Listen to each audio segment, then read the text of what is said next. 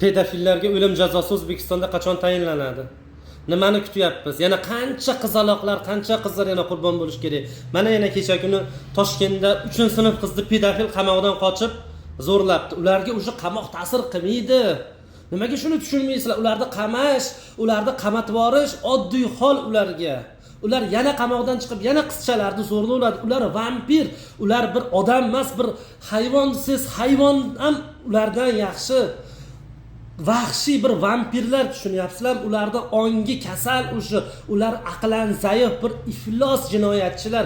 Nimaga ularni biz shunchaki o'ldirib yormaymiz? Nimaga ularni o'lim jazosi qilib doriga osib yo'lmasam otib o'ldirmaymiz? Qolganlariga ibrat bo'ladi qancha vahshiy haromilarga. Nimaga ularni shunchaki qamab tashlaymiz?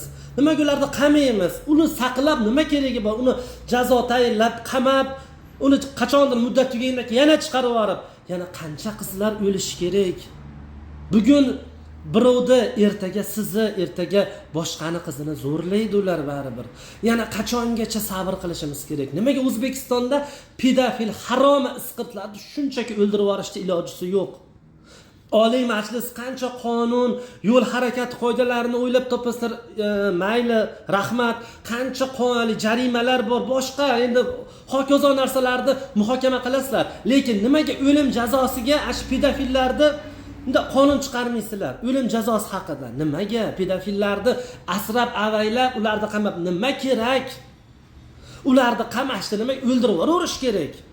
Qolganlariga ibrat bo'ladi. Nimaga deputatlarimiz shu haqida umuman mavzu yuritmaydi? Faqat ularni jazolayapmiz, kastratsiya qilamiz, kesib tashlaymiz. Yo'q, ularni o'ldirish kerak, ularni azoblab o'ldirish kerak. Yana qancha qizaloqlar, ayollar bizning kelajagimiz-ku. Qachongacha maktabga jo'natayotgan qizini ota-ona qo'rqib turadi. Qizim yaxshi kelyaptimikin? Bironta pedofilning qo'liga tushib qolmadimikin? Qizim ish qilib yaxshimikin?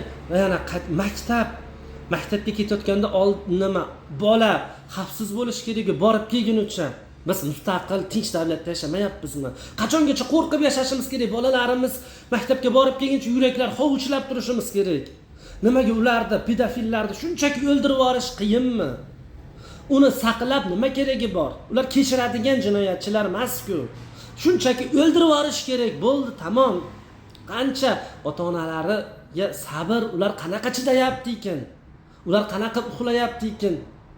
Ularning endi ko'ziga uyqu kelarmikan? Qizini zo'rlab tashlagan, pedofillar ko'pini zo'rlab qizchalarni o'ldirib tashlagan.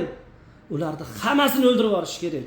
Qonunga buni kiritishimiz kerak. Tushuninglar, kiritishimiz kerak.